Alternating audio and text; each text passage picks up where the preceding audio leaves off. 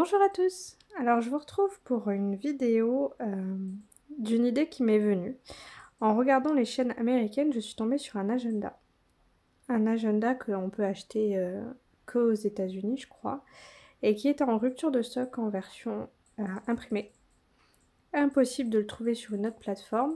Du coup, je l'ai trouvé en version imprimable. Alors quand je dis version imprimable, vous voyez, c'est un beau bébé, hein. Il y a 262 pages. La version PDF, elle est à 20 et quelques euros. Un peu moins de 20 euros en fait. C'est 20 $, donc ça fait 19 euros et des poussières. Vous l'avez aussi en version numérique, disponible tout de suite. Et en regardant les présentations sur les chaînes américaines, j'ai trouvé cet agenda assez complet et assez sympathique. Du coup, je me suis dit, je vais le prendre et je vais regarder un petit peu ce que ça donne. Le gros problème, c'est qu'il est uniquement en anglais. Et je suis pas nulle en anglais, mais je suis pas non plus... Voilà, c'est pas ma langue préférée, on va dire. Le français, c'est bien, j'aime bien. Et j'ai regardé pour faire traduire le PDF, à part des trucs payants, j'ai pas trouvé. J'ai voulu remodifier le document à ma façon, sauf que c'est tellement long, 262 pages. Il n'y a pas beaucoup de texte, hein, mais le problème c'est que la mise en page, elle change complètement. Et le refaire passer en PDF, ça rend plus du tout aussi bien.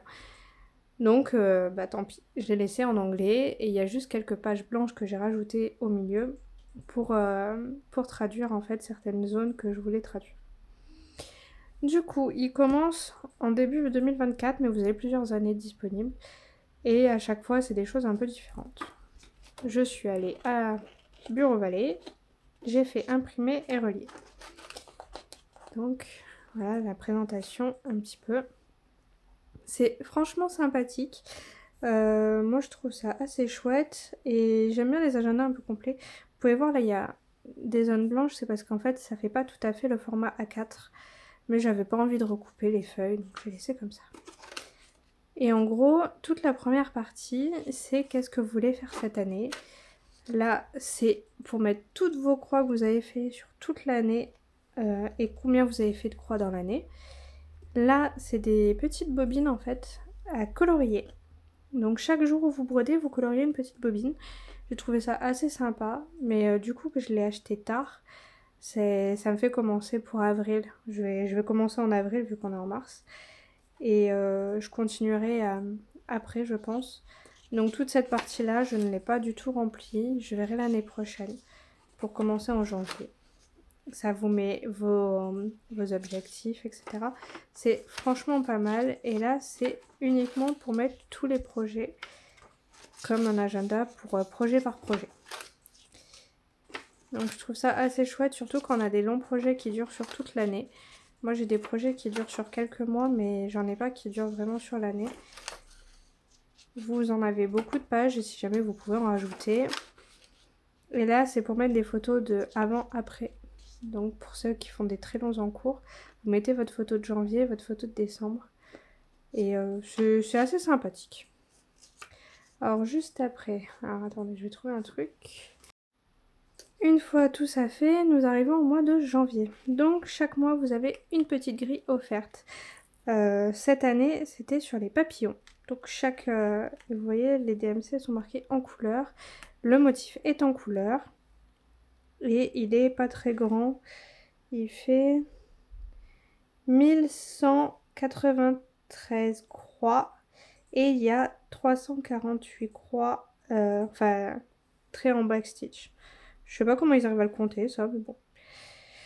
Et en gros, dans cet agenda, chaque chose que vous faites, ça vous rapporte des points. Donc là, si on brode cette grille, on obtient 10 points bonus. C'est à peu près ça tous les mois. Ensuite, on arrive à cette partie-là. Donc là, vous pouvez faire un petit peu ce que vous voulez. Vous pouvez dessiner un modèle en point de croix, vous pouvez faire du coloriage, vous pouvez mettre des photos, ce que vous voulez. Et là, on arrive sur la liste de shopping de l'année, enfin du mois. Donc là, vous mettez par exemple les fils que vous allez acheter, la toile que vous allez acheter, vous pouvez mettre les kits, les machins. Là, c'est marqué fil et toile, mais bon, vous pouvez mettre un peu ce que vous voulez. Et vous avez des challenges. Alors le challenge Oups, c'est en gros, tu vois, enfin, C'est en gros là, tu perds une aiguille. Enfin, c'est plein de petits trucs comme ça pour en gros, si tu fais une bêtise, ça te rapporte quand même des points.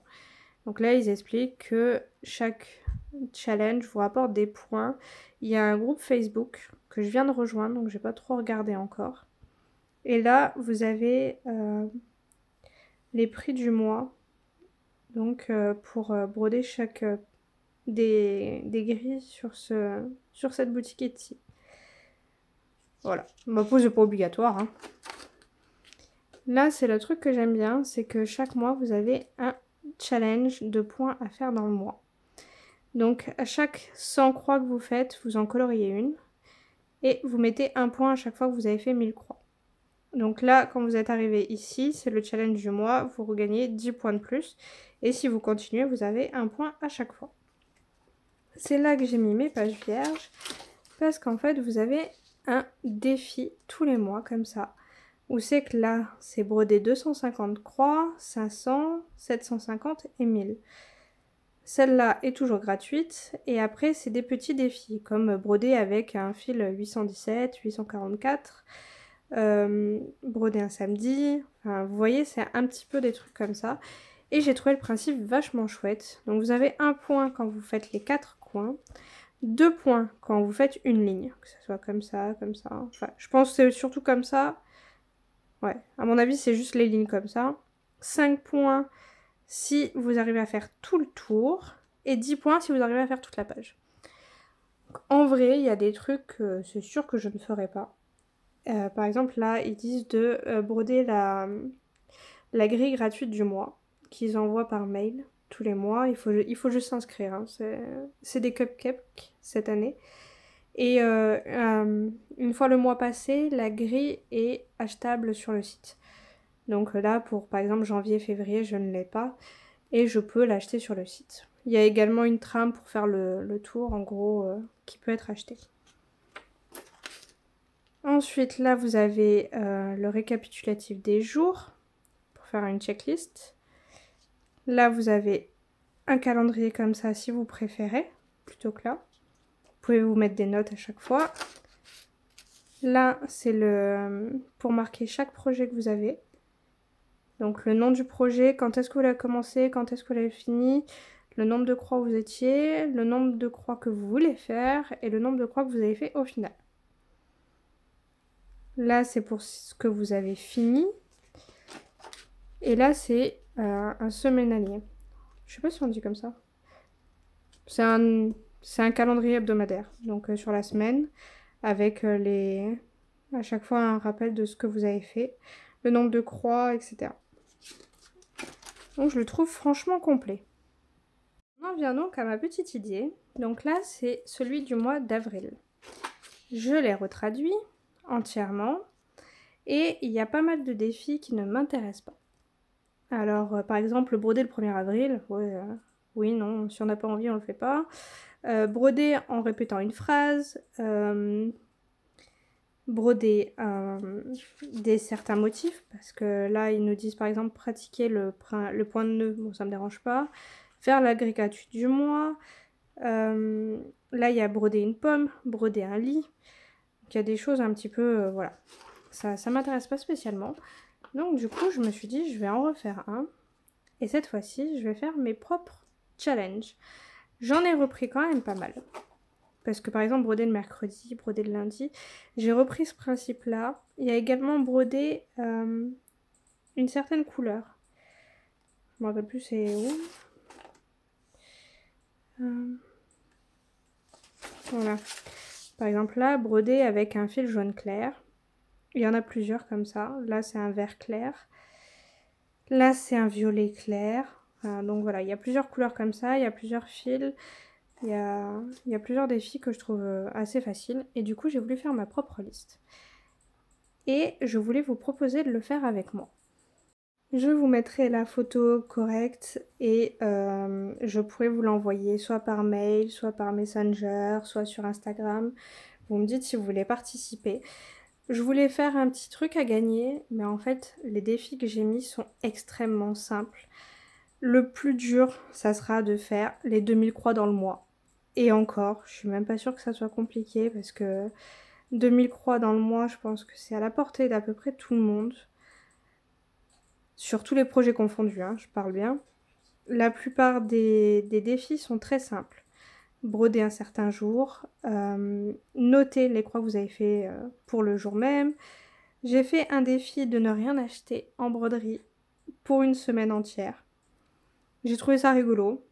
J'ai pas fait le mois entier parce que si jamais il vous manque des fils ou quoi que ce soit.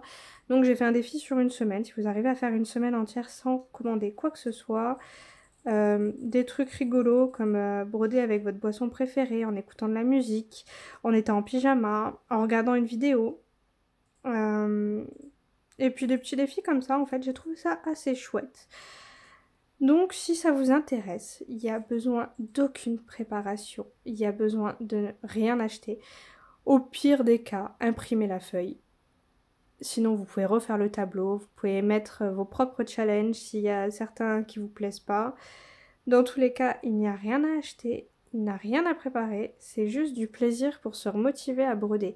Là, il y a le printemps qui arrive, les beaux jours qui arrivent, et je me suis dit que ça serait bien de repartir un petit peu sur une bonne lancée. Les microbes devraient partir, donc pourquoi pas se lancer un petit challenge comme ça sur ce mois-ci. Donc pour le mois d'avril, hein, je rappelle. Parce que là, on est le 22 mars. Ouais, on est le 22 mars. Donc, je laisse une bonne semaine pour ceux qui veulent participer. Vous me dites en commentaire, vous m'envoyez un message et je vous envoie le fichier. Il n'y a pas de problème. Je vous montre quand même la fin de l'agenda. Donc la fin, la voici. Vous avez un inventaire. Donc là, c'est un inventaire pour vos kits. Bien entendu, si vous en avez plus, n'hésitez pas à imprimer plusieurs fois les pages. Là, c'est un inventaire pour vos toiles. Donc le nom de la toile, le type, étamine, Aïda, lin, le nombre de size, je crois que c'est la taille. Enfin, c'est détaillé. Le nombre de comptes qu'elle fait. Donc ça peut être mettre 11 comptes, 14 comptes, etc. Ou mettre Aïda 5,5, 12 fils par centimètre. Vous mettez comme vous voulez. La couleur. Et s'il s'agit d'un kit que vous voulez faire ou que vous voulez l'assigner à quelque chose en particulier. Par exemple, si vous avez une toile que vous voulez faire pour telle grille, vous mettez le nom de la toile et le nom de la grille que vous voulez faire avec. Donc j'ai trouvé ça assez sympa. Et vous avez également un inventaire pour vos fils. Donc là, vous pouvez mettre par exemple que vous en avez besoin pour tel kit. Vous pouvez mettre si vous en manque. Vous pouvez mettre autre chose, hein. Par exemple, vous pouvez mettre juste, là c'est les quantités. Vous pouvez mettre par exemple les quantités que vous regardez chaque mois au lieu de mettre pour chaque kit. C'est un peu comme vous voulez. Si vous avez beaucoup de gros projets, c'est bien de savoir que dans tel projet, vous avez tant d'échevettes de tel fil. C'est bien pour ceux qui en font beaucoup de pouvoir se repérer comme ça. En plus des fils DMC classiques, donc les moulinets, vous avez également pour les fils à effet métallique, pour les variations, il y en a plusieurs, il y a cette comme ça et comme ça. Vous avez également, vous avez également pour les étoiles, vous avez pour les satins. Et là, si jamais vous avez d'autres fils. Voilà. Là, vous avez par exemple, en fonction des couleurs que vous avez, par quelle couleur vous l'avez remplacé. Donc, c'est un tableau de conversion tout simplement. Si vous manque un fil, vous le mettez là. Et comme ça, vous savez que tel fil, vous l'avez remplacé par tel fil. Et là, vous avez un rappel pour les comptes. Donc, à combien ça représente en points, je pense. Non, c'est la taille de l'aiguille, pardon. Donc 14 counts si vous conseille une taille 20 en aiguille et de broder en 2 ou 3 brins. Là, c'est la 11 counts. Une aiguille 22 entre 4 et 6 brins. Vous n'êtes pas obligé de suivre. Hein. Normalement, c'est du 3 brins, mais bon. Et ainsi de suite. Là, c'est pour broder en un fil sur 2. Donc pour le 32, etc. Vous avez la taille de vos aiguilles et le nombre de brins qu'il faut. Bien entendu, vous pouvez modifier. C'est ce qui préconise. Ici, vous avez un rappel de comment calculer la taille de votre toile en fonction de votre design. Donc, si vous ne vous rappelez plus comment on fait, il vous le rappelle. Il y a des sites internet qui le font, vous avez juste à l'écrire, ça calcule tout seul. Mais si jamais, voilà. Et là, vous avez le dictionnaire avec les raccourcis. Donc, le nom de DMC, qu'est-ce que c'est? HAED, qu'est-ce que c'est qu'un kit? Qu'est-ce qu'un flush tube, etc. Vous avez tout le langage, entre guillemets, raccourci, comme les salles. C'est des mots qu'on utilise souvent et que c'est vrai que des fois, les gens ne savent pas ce que c'est. Donc, vous avez un petit dictionnaire, malheureusement en anglais, mais voilà. Et j'ai fait le tour. On est à la fin. Alors, je trouve ça dommage d'avoir découvert cet agenda que maintenant. Mais je suis quand même contente de l'avoir découvert parce que c'est assez sympathique. Les défis tous les mois, ils sont sympas. Il y a quelques trucs qui sont pas... Voilà, c'est pas... Broder une pomme ou un lit, c'est pas un truc qui m'aurait intéressé à faire. Mais ça peut être sympa de se lancer des petits défis comme ça tous les mois.